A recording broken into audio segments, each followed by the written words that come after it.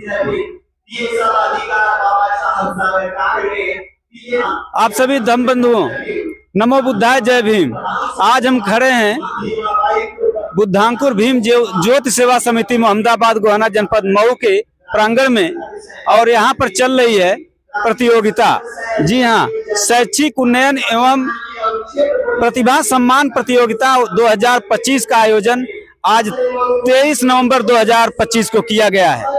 साथियों, हम आपको दिखाना चाहेंगे, इसमें मेधावी छात्रों ने भाग लिया।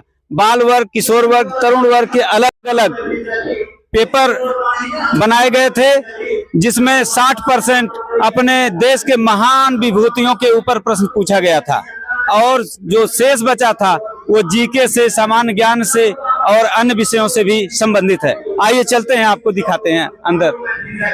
साहू जी महाराज के उपकार में था जय भीम, साहू जी महाराज के उपकार में था जय भीम, लड़ाई सिंह और पेरियार में था जय भीम। एक ही आधार का समानता आधार, एक ही आधार का समानता आधार, समस्त बौद्ध धर्म के प्रचार में था जय भीम। क्रांति है संघर्ष है, जय भीम जय भीम, क्रांति है संघर्ष है, जय भीम जय Bhim. Jai Bhim, Namo Buddhaya. Having a glorious and charming good afternoon to respected people and all my dear friends. Myself, Supriya Prasad, belong from Walidpur. I am here to speak a few words about B.R. Ambedkar. If I made any mistake, please forgive me and kindly requested you to listen it carefully.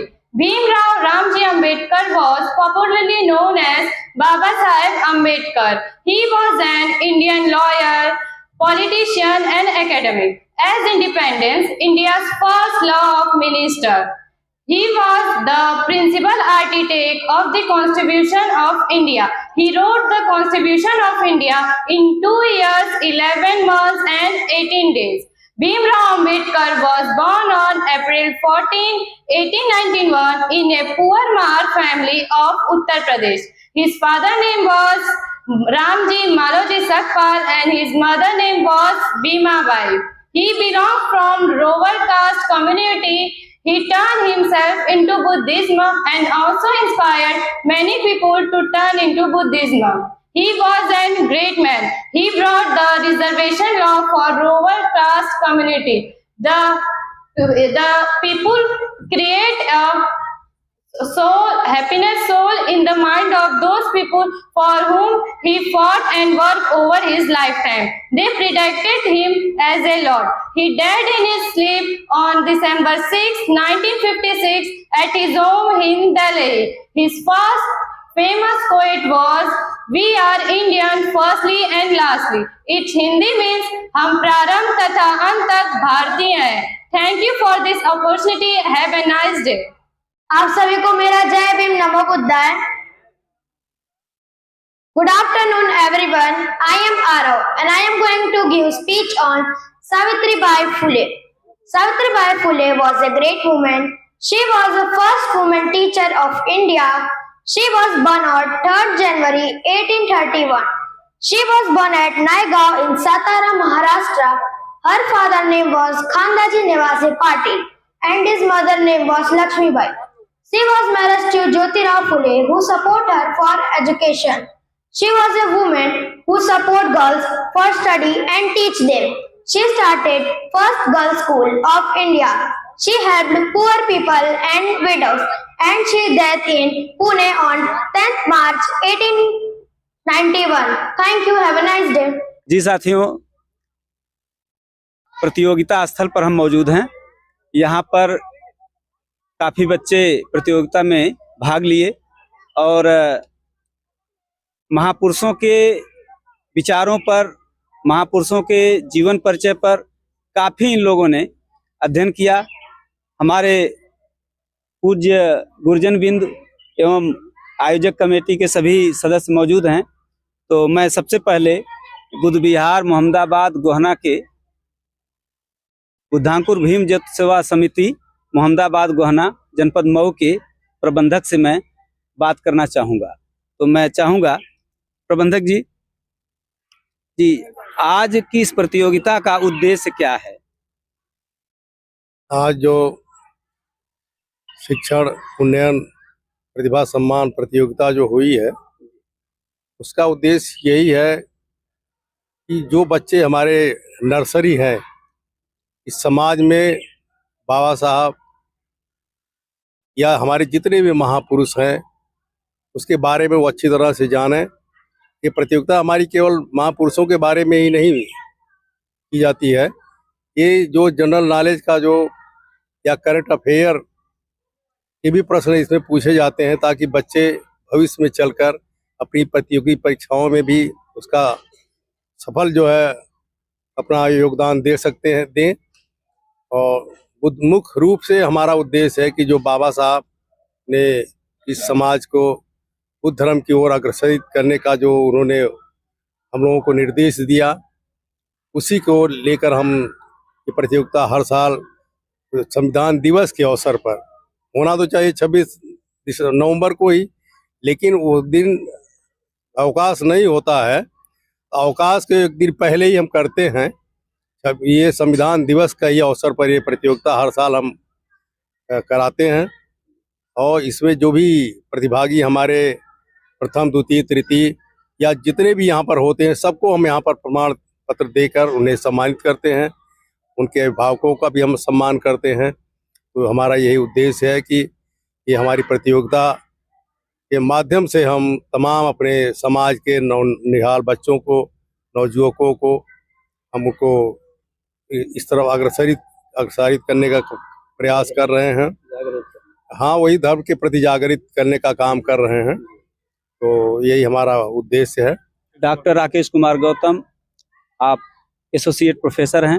मैं आपसे भी जानना चाहूँगा कि बच्चों को इतना जागरूक क्यों किया जा रहा है। पहले आपको बहुत बहुत धन्यवाद। नमो बुद्धाय, जय भीम।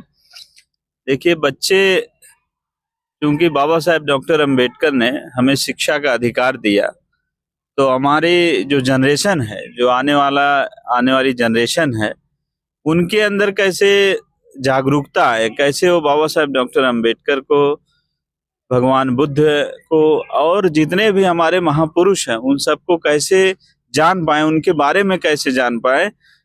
जानने के साथ साथ वो अच्छे कैसे प्रतियोगी बने, प्रतियोगी छात्र बने, अच्छे कैसे शिक्षक बने, इस देश के भविष्य बने। इसलिए इस तरह की प्रतियोगिता का आयोजन किया जाता है। मैं जब यहाँ आया 7-8 साल पहले, यहाँ की जो समिति है, आदरणीय प्रबंधक जी, अध्यक्ष जी, समस्त पदाधिकारियों ने एक चिंतन हुआ, विमर्श हुआ कि ऐसी कोई प्रतियोगिता कराई जाए जिससे बच्चों के अंदर जो छुपी हुई प्रतिभा है, जो प्रतिभा का बीज जो है छुपा हुआ है और अंकुरित नहीं है, हमारे जो बच्चे हैं इनको बाकायदा मंच नहीं मिल पाता। तो केवल किताबी ज्ञान भी सही से नहीं मिल पाता और हमारे हर व्यक्ति के अंदर कोई ना कोई उसके अतिरिक्त प्रतिभा रहती है, और वो अवसर ना मिलने के कारण, मंच ना मिलने के कारण वो प्रतिभाएं दब जाती हैं। तो यहाँ कई प्रकार की, जैसे हम लोग निबंध प्रतियोगिता कराते हैं, प्रश्नोत्तरी प्रतियोगिता कराते हैं, जिसमें 70% प्रश्न जो है हमारे बहुजन महानायकों से संबंधित होता है। 10% प्रश्न हम करंट अफेयर से पूछते हैं और 10% प्रश्न हम जो है सामाजिक विज्ञान से पूछते हैं, 10% हम विज्ञान से पूछते हैं, ताकि बच्चे जागरूकता के साथ, मिशन के साथ साथ आगामी प्रतियोगी परीक्षाएं हैं उसके लिए भी तैयार हो सके। और उनके अंदर जो छुपी हुई प्रतिभा है, जैसे गीत संगीत से संबंधित है, स्पीच से संबंधित है, चित्रकला से संबंधित है, तो ये सबसे संबंधित प्रतियोगिताएं हमारे यहाँ इसलिए कराई जाती हैं। और आसपास के, हम तो प्रदेश स्तर पे हम लोग प्रचार करते हैं, जिला स्तर पे नहीं, प्रदेश स्तर पे, क्योंकि समय नहीं मिल पाता और लोग आ नहीं पाते। लेकिन यहाँ हर साल लगभग 500 से 1000 बच्चे प्रतिभाग करते हैं और हम लोग सबको बाकायदा मंच देते हैं। उन बच्चों को जब अवसर मिलता है, अपनी बात कहते हैं, मुझे दहाड़ते हुए बहुत फक्र हो रहा है कि बच्चे इतना अच्छे से अपनी बात रख रहे थे, अच्छे अच्छे गीत प्रस्तुत कर रहे थे, जो यही आगे चल करके हमारे समाज का प्रतिनिधित्व करेंगे, देश का प्रतिनिधित्व करेंगे, अच्छी जगह जाएंगे, रिप्रेजेंट करेंगे, अच्छे से काम करेंगे, हमारा मूवमेंट फैलेगा, मिशन फैलेगा। यहाँ से तमाम बच्चे आध हैं जो अच्छी जगह इस समय मुंबई में जाके काम कर रहे हैं, यही इसी मंच से निकले हैं। तो हम लोगों का यही उद्देश्य है कि हम बच्चों को अच्छा प्रतिभागी भी बना सके, अच्छा प्रतियोगी भी बना सके, ताकि वो जहां भी रहे अपने देश के लिए, अपने समाज के लिए और बहुजन महानायकों के लिए उनके मिशन को प्रचार प्रसार करने में अच्छा भूमिका अपनी निभा सके। कौन सा वर्ष है इस बार? जैसे बहुत पहले से ये जी, प्रतियोगिता ये मुझे लगता है कम से कम ये 8वां साल है, 7वां साल है जी, 8वां साल है। और ये प्रतियोगिता निरंतर चलती है। हम लोग जब कोरोना काल में तो मान लीजिए उसमें प्रतिबंध था तो उस समय ड्रॉप हुई थी, लेकिन हम लोगों ने ये बाबा साहब डॉक्टर अंबेडकर का जो संविधान दिवस है ये मनाया जाता है 26 नवंबर, तो 26 नवंबर को अवकाश नहीं होता, तो इसलिए जो उसका नियरेस्ट संडे है उसी में रखते हैं। और फिर इन जो भी प्रतिभाग किए हैं, जो छात्र छात्राएं इसमें प्रतिभाग किए हैं, 3 वर्ग बना के हम लोग, जैसे किशोर वर्ग 1 से 5 तक के जो बच्चे हैं वो बाल वर्ग में आते हैं, 6 से जो है इंटर तक के बच्चे वो किशोर वर्ग में आते हैं, और बीए से ग्रेजुएशन से लेकर एबव जितने हैं वो तरुण वर्ग में हम लोग 3 वर्ग बनाकर प्रतियोगिताएं आयोजित कराते हैं। और सभी जो छात्र छात्राएं इसमें प्रतिभाग करते हैं, जो बाबा साहब डॉक्टर अंबेडकर का आने वाला परिनिर्वाण दिवस 6 दिसंबर, सबको बुलाते हैं, सब लोग अपने माता पिता के साथ आते हैं और सबको हम लोग जो है सबको प्रमाण पत्र देते हैं, प्रशस्ति प्रमाण पत्र, कि आपने इसमें प्रतिभाग करके इसको सफल बनाया। और जो विद्यार्थी इसमें प्रथम द्वितीय तृतीय स्थान प्राप्त करते हैं उनको संस्था के तरफ से उनको पुरस्कार दिया जाता है, पुरस्कृत किया जाता है, प्रशस्ति पत्र भी दिया जाता है, उनका हौसला अफजाई किया जाता है कि आप इस तरह से आगे बढ़ते रहिए, हम आपके मंगल की कामना करते हैं। तो और ज्यादा यह कार्यक्रम, ये प्रतियोगिता और भव्य रूप से भी होनी चाहिए, इस पर आप क्या कहना चाहेंगे आने वाले समय के लिए? आने वाले समय में मैं यही कहना चाहूंगा, ये प्रतियोगिताएं और बड़े स्तर पर हों, उसके लिए हम लोग देखिए आजकल तो सोशल मीडिया टूल्स है, तमाम फेसबुक है, व्हाट्सएप है, इसका सहारा हमारे जो वॉलेंटियर्स हैं, जितने भी यहाँ पर लोग देखिए ये लोग खड़े हैं, सब लोग, ये राहुल जी हैं, विकास अधिकारी, सब लोग, ये लोग जितने वॉलंटियर्स हैं, ये लोग गांव-गांव जाके खुद काम करते हैं, फॉर्म भरवाते हैं और फॉर्म कलेक्ट करके ले आते हैं, संपर्क करते हैं ऐसे शिक्षकों से जिनके अंडर में बच्चे हैं, जो शिक्षक हैं वहीं के विद्यार्थियों को एक साथ समूह में लेकर के आते हैं। जैसे मैडम है यहाँ पर, वो 100 विद्यार्थी 100 प्रतिभागी छात्र छात्राओं को लेकर आई हैं। तो इस तरह से हम तो चाहते हैं प्रदेश स्तर पर इसको, और ये संस्था बहुत बड़ी है अपने आप में, बुद्धांकुर भीम ज्योति समिति जो है, ये जो बुद्ध विहार है अपने आप जो है सारनाथ और कुशीनगर के मध्य एक बड़ा बुद्ध विहार है और बड़ा धार्मिक स्थल है। इस बहाने यहाँ का भी जो है, जो सामाजिक कार्य है, जो सांस्कृतिक कार्य है, जो धार्मिक कार्य है, उसको भी बढ़ावा मिलता है और हम अगली जनरेशन, एक अच्छा भविष्य, एक अच्छी पीढ़ी तैयार करते हैं। तो यह प्रतियोगिता सशुल्क रखी जाती है या निःशुल्क रखी जाती है? देखिए ऐसा है ना, जैसे कोई चीज एकदम निःशुल्क कर देते हैं तो थोड़ा वो उसका उतना महत्व नहीं रहता। सिर्फ महत्व बनाए रखने के लिए हमारा उद्देश्य नहीं कि हम विद्यार्थियों से शुल्क ले, हम लोग अपने स्तर से पुरस्कृत करते हैं। केवल उसका महत्व बनाए रखने के लिए 20 रुपया बाल वर्ग से, 30 रुपया किशोर वर्ग से और 50 रुपया हम तरुण वर्ग से उसकी महत्ता, प्रतियोगिता की महत्ता बनाए रखने के लिए सिर्फ विद्यार्थियों से लेते हैं। विद्यार्थी यहाँ आते हैं, हम उनको बाकायदा नाश्ता देते हैं, उनको जो है सूक्ष्म भोजन भी कराते हैं, अल्पाहार कराते हैं, सूक्ष्म जलपान वगैरह समय उनको देते हैं। उनके लिए इतने व्यवस्था हम रखते हैं।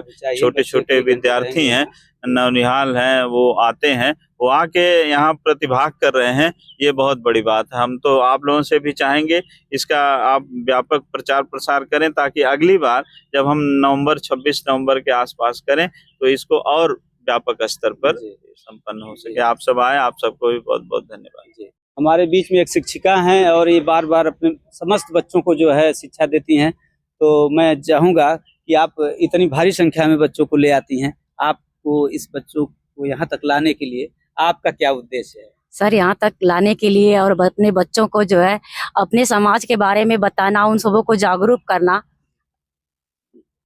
करने में मुझे अच्छा लगता है। और ये सब जो बातें मैं बताती हूँ, उन सबों को जागरूक करती हूँ, तो आते हैं बच्चे और स्पीच देते हैं और जो है कि प्रश्नोत्तरी देते हैं और सब कुछ करते हैं, तो बहुत देखकर अच्छा लगता है। कितने बच्चे लेकर आए थे? 100 बच्चे। 100 बच्चे। चलें, सभी बच्चे अपने महापुरुषों के बारे में जानेंगे, तो हाँ। ये गर्व होगा हमारे हाँ। लोगों को, महापुरुषों के बारे में जानेंगे। ठीक है? हाँ, बहुत अच्छा है कि आपने इतना मेहनत किया। हम इस प्रतियोगिता का माध्यम जैसा कि बनाया गया है कि भगवान बुद्ध के धम्म को और बाबा साहब के मिशन को जन जन तक पहुंचाएं, इसीलिए उनके संबंधित विचारों को भाषण में, प्रश्नोत्तरी में, हर चीज में शामिल किया जा रहा है। हमारे प्रोफेसर साहब ने जो रूपरेखा बनाई है बहुत ही विलक्षण है और हम बच्चों के अंदर एक सभ्य और सशक्त नागरिक बनाने की क्षमता विकसित करना चाहते हैं और उन्हें भविष्य में मुख्य धारा में ले आने का हमारा प्रयास होगा।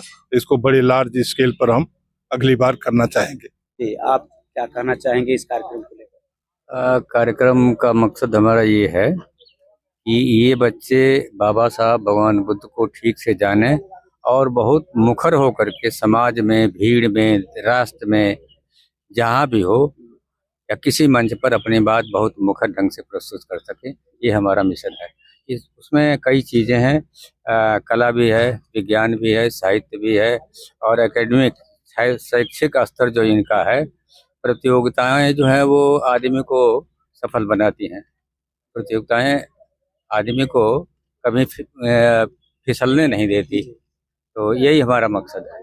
पंते जी, आपके यहाँ ये प्रतियोगिता हो रही है कई सालों से, आप इस प्रतियोगिता के बारे में क्या कहना? यह प्रतियोगिता होनी चाहिए जिससे बच्चे महापुरुषों के बारे में, संविधान के बारे में, बाबा साहब के बारे में, भगवान बुद्ध के बारे में, अपने जीवन के बारे में, अपनी शिक्षा दीक्षा के बारे में, अधिकार के बारे में, समानता, स्वतंत्रता, बंधुत्व, भाईचारे के बारे में और मनुष्य होना दुर्लभ है तो हमें क्या करना चाहिए, अच्छा जीवन जीने के लिए महापुरुषों की नकल तो करना ही चाहिए, साथ साथ उनके बताए हुए रास्ते पर चलना चाहिए, तभी मानव होने का ये एक पहचान बनती है। यह प्रतियोगिता होनी चाहिए, गांव गांव, शहर शहर, देश प्रदेश, हर जगह होनी चाहिए और जिस तरह से संभव हो सके उस तरह से होना चाहिए। इसमें कोई पढ़ा लिखा हो, वो भी पढ़ा लिखा नहीं भी हो, लेकिन उसके पास जो है समाज को जगाने की एक तरकीब हो तो उसकी नकल करना चाहिए और उस रास्ते पर चलना चाहिए। ऐसा करने से अपने में भी निखार आता है, समाज में भी निखार आता है और जो लोग दर्शक के रूप में आते हैं उनमें भी चेतना आती है कि हमें भी ऐसे लगना चाहिए और सबको इसमें लगना चाहिए, चाहे वो धर्म का काम करते हों, गृहस्थी का काम करते हों, नौकरी धंधे का काम करते हों, शिक्षा का काम करते हों, उन सभी लोगों को लगना चाहिए। और सबसे बड़ी बात यह है कि जो लोग अपने इतिहास के बारे में, महापुरुषों के बारे में नहीं जानते हैं या जानने का प्रयास नहीं करते हैं तो वो धोखे में रहते हैं और उनका तो जीवन किसी तरह से चल जाता है, लेकिन आगे आने वाली पीढ़ी के लिए दिक्कत पैदा होती है। इसलिए पेड़ बनाने के लिए सबसे पहले पौधे की तैयारी की जाती। पौधे के लिए जो है मिट्टी, खाद, पानी, निराई गुड़ाई, कटाई और दवा, देख रेख, बाढ़, सारी चीज की जो है व्यवस्था की जाती है। इसीलिए अच्छा नागरिक बनने के लिए प्रतियोगिता में जाना ही चाहिए। प्रतियोगिता का मतलब है आगे पीछे। आगे पीछे का मतलब देख के आदमी में एक चेतना जागती है, एक भागदौड़ उसके दिन में हलचल पैदा होती है कि हमें भी इस प्रतियोगिता में भाग लेना चाहिए। प्रतियोगिता की वजह से ही बाबा साहब ने भी इतना दूरी तय की है। प्रतियोगिता की वजह से ही भगवान बुद्ध ने भी इतनी दूरी तय की है। प्रतियोगिता का मतलब यूं समझिए कि जो उनका चिंतन था कहीं उसमें कोई चीज छूट न जाए। अपने तो चिंतन किया ही और उस चिंतन को पुष्ट करने के लिए और तमाम उस समय के जितने भी दार्शनिक लोग थे, जितने भी धार्मिक लोग थे, जितनी भी उस समय की धार्मिक व्यवस्था थी, सामाजिक व्यवस्था थी, नीतिक व्यवस्था थी, सारी चीजों का उन्होंने अध्ययन किया और अध्ययन करने के बाद देखा कि हमें व्यक्तिगत कुछ करना चाहिए। जिस दुख की घड़ी में हम हैं, कम से कम आगे आने वाली पीढ़ी उस समस्या में न रहे, इसी को दूर करने के लिए उन्होंने अपना सारा जीवन, गृहस्थ जीवन में तो रहते हुए उन्होंने बिताया ही, और गृहस्थ जीवन का नाम ही केवल बाबा साहब का था। गृहस्थ जीवन भी एक तरह से त्याग के रूप में उन्होंने काम किया, और बाबा साहब ने भी ऐसा काम किया। और यह समझिए आज के समय में जो प्रतियोगिता के रूप में अपना समय, श्रम, जीवन, दिमाग, सोच दे रहे हैं, उनका भी एक तरह का त्याग है। त्याग बहुत तरह का होता है, उसके लिए आदमी की सोच सही होनी चाहिए। इन्हीं चंद शब्दों के साथ मैं अपने विचार को विराम देता हूँ, और भगवान बुद्ध के मार्ग पर और बाबा साहब के मार्ग पर चलना ही आदमी का अंतिम जीवन होना चाहिए, क्योंकि उसी में सारी चीजें समाहित हैं। नमो बुद्धाय, जय भीम। साथियों, हमारे देश में देशभक्ति का जज्बा बहुत जोर पकड़े हुए है और बहुत पहले से चल रहा है। कर चले हम फिदा जान वतन साथियों, अब तुम्हारे हवाले वतन साथियों। साथियों, ये जो बच्चे हैं ये देश के भविष्य हैं। देश का समस्त उत्तरदायित्व इस बच्चों के कंधे पर है, और जिसके कारण इस बच्चों को प्रतियोगिता में हम लोग प्रतियोगिता कराकर उनको और ट्रेंड करने का प्रयास कर रहे हैं। ऐसे में बच्चों से प्रतियोगिता में भाग अधिक से अधिक संख्या में आप लोग बच्चों को यहाँ भेजें, ताकि जो है देश का भविष्य उनके कंधे पर हो तो मजबूती के साथ ही देश का भार उठा सकें। इसलिए सादर नमो बुद्धाय, जय भीम।